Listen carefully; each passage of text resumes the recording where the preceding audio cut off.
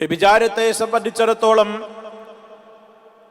ഏറ്റവും നികൃഷ്ടമായ ഒരു കൃത്യമാണത് എന്നുള്ളതിൽ ആർക്കും തർക്കമില്ല. പരിശുദ്ധ ഖുർആൻ പറഞ്ഞത് വലാ തഖറബുസ് സിന ഇന്നഹു കാന ഫാഹിഷ വസാഅ സബീല എന്നാണ്. നിങ്ങൾ വ്യഭിചാരത്തോട് സമീപിക്കുക പോലും സമീപിക്കരുത്. നിശ്ചയമായും അത് നീചമാണ്, മാർഗത്താൽ വളരെ ദുഷിച്ചതാണ് എന്ന്. ഇസ്ലാം വ്യഭിചാരം നിഷിദ്ധമാക്കുക മാത്രമല്ല ചെയ്തിട്ടുള്ളത്, വ്യഭിചാരത്തിൻ്റെ ആമുഖങ്ങളെ മുഴുവനും ഇസ്ലാം വിരോധിച്ചിരിക്കുകയാണ്. മനുഷ്യനെ ആ നീചമായ കൃത്യത്തിലേക്ക് എത്തിക്കുന്ന ഒരുപാട് പ്രത്യേകമായ ദുസ്വഭാവങ്ങളുണ്ട്. അവയെ മുഴുവൻ ഇസ്ലാം നിഷിദ്ധമാക്കിയിട്ടുണ്ട്. അതിൽ ഒന്നാമത്തത് അനാവശ്യമായ നോട്ടമാണ്. നോട്ടം നിയന്ത്രിക്കുവാൻ വേണ്ടി പറഞ്ഞിട്ടുണ്ട്.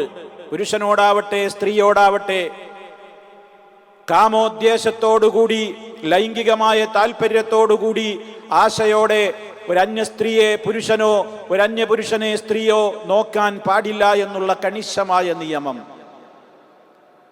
അതുപോലെ തന്നെ സ്ത്രീകൾ അവരുടെ നഗ്നത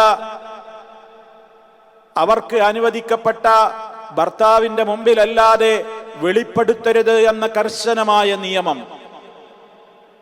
അവരുടെ സംസാരത്തിൽ പോലും അവർ മാന്യത പുലർത്തണമെന്നും കൊഞ്ചിക്കുഴഞ്ഞ് സംസാരിക്കരുതെന്നുമുള്ള സംസാര മേഖലയിൽ പോലും പാലിക്കേണ്ടുന്ന നിയമം. കാലുകളിൽ അണിയുന്ന ആഭരണങ്ങൾ, ശരീരത്തിൽ അണിയുന്ന ആഭരണങ്ങൾ അവരുടെ കാലുകൾ കൊട്ടിക്കൊണ്ട് ശബ്ദമുണ്ടാക്കി അതിൻ്റെ കലപില ശബ്ദങ്ങൾ ഉണ്ടാക്കിക്കൊണ്ട് പോലും മറ്റൊരാളുടെ ശ്രദ്ധ തന്നിലേക്ക് ക്ഷണിക്കാവതല്ല എന്ന കൃത്യമായ ആ മേഖലയിലുള്ള നിർദ്ദേശം.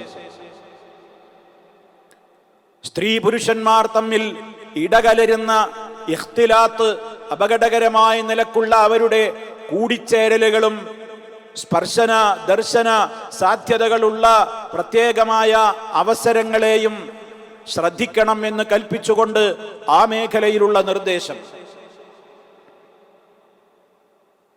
ഒരന്യ പുരുഷനുമായി ഒരന്യ സ്ത്രീ ഒരിക്കലും ഒരിടത്തും തനിച്ചാവരുത്. കാരണം അവർ രണ്ടുപേരും തനിച്ചായി കഴിഞ്ഞാൽ അവർക്കിടയിൽ അപകടകരമായ പ്രവണതകൾ ഉണ്ടാക്കുവാൻ വേണ്ടി ചെകുത്താൻ വസുവാസുകൾ സൃഷ്ടിച്ച് അവിടെ പ്രത്യേകമായ തിന്മയുടെ ദൂതനായി രംഗപ്രവേശം ചെയ്യുമെന്ന് ആ മേഖലയിലും ഇസ്ലാം വളരെ കൃത്യമായി തന്നെ പഠിപ്പിച്ചു. കുടുംബ ബന്ധുക്കളാണെങ്കിൽ പോലും, അഥവാ ഭർത്താവിൻ്റെ സഹോദരനോ സഹോദരിയോ ആ നിലക്കുള്ള തനിക്കുള്ള അന്യരാണെങ്കിൽ അവരുടെ മുമ്പിൽ പോലും കൃത്യമായ മര്യാദകൾ പാലിച്ചുകൊണ്ടേ ഈ മേഖലയിലൊക്കെ ജീവിക്കാവൂ എന്നുള്ള ആ മേഖലയിലെ നിയമവും ഇസ്ലാം പഠിപ്പിച്ചു. സ്ത്രീകൾ പരപുരുഷന്മാർക്കിടയിലേക്ക് നടക്കുമ്പോൾ, അവരിലേക്ക് ഇറങ്ങുമ്പോൾ അവരുടെ മനസ്സിനെ ആകർഷിക്കും വിധത്തിലുള്ള അടിച്ചു വീശുന്ന സുഗന്ധങ്ങൾ ഉപയോഗിച്ചുകൊണ്ട് പുറത്തിറങ്ങരുത് എന്ന് ആ രംഗത്തേക്കും നിർദ്ദേശം നൽകി. ഇങ്ങനെ ഓരോന്ന് എണ്ണി പറയുകയാണെങ്കിൽ ധാരാളക്കണക്കിന് നിർദ്ദേശങ്ങൾ ഈ മേഖലയിൽ ഇസ്ലാം പറഞ്ഞത് വ്യഭിചാരം എന്ന് പറയുന്ന മഹാപാതകത്തിലേക്കുള്ള സർവ കവാടങ്ങളെയും പഴുതുകളെയും കൃത്യമായി അടച്ചു പൂട്ടുവാൻ വേണ്ടി തന്നെയാണ്. അതുപോലെ തന്നെ പുരുഷലോകത്തോട് പറഞ്ഞു, നിങ്ങൾക്ക് വിവാഹപ്രായം എത്തിക്കഴിഞ്ഞാൽ നിങ്ങളിൽ നിന്നുള്ള ഇണകളെ നിങ്ങൾ വിവാഹം കഴിക്കുകയാണ് വേണ്ടത്. വിവാഹം കഴിക്കാതെ മാറി നിൽക്കുകയല്ല. അങ്ങനെ നിങ്ങൾ വിവാഹം കഴിച്ചുകൊണ്ട് നിങ്ങളുടെ കാമനിവൃത്തിക്ക് നിങ്ങൾ ഇസ്ലാം നിശ്ചയിച്ചിട്ടുള്ള അനുവദനീയമായ പരിഹാരം നിങ്ങൾ കാണണം.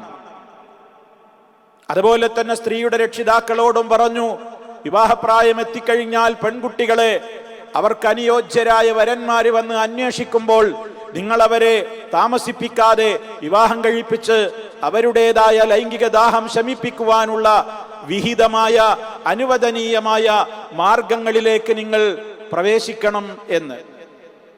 ഇതൊക്കെ ഇസ്ലാം നിശ്ചയിച്ചു. എന്തിനു വേണ്ടി? സമൂഹത്തിൽ അരാജകത്വങ്ങൾ ഉണ്ടാകരുത്, സമൂഹത്തിൽ അസാൻമാർഗിക പ്രവർത്തനങ്ങൾ ഉണ്ടാകരുത്. അശ്ലീലതകളും ആഭാസങ്ങളും സമൂഹത്തിൽ വർദ്ധിക്കരുത്, പെരുകരുത്.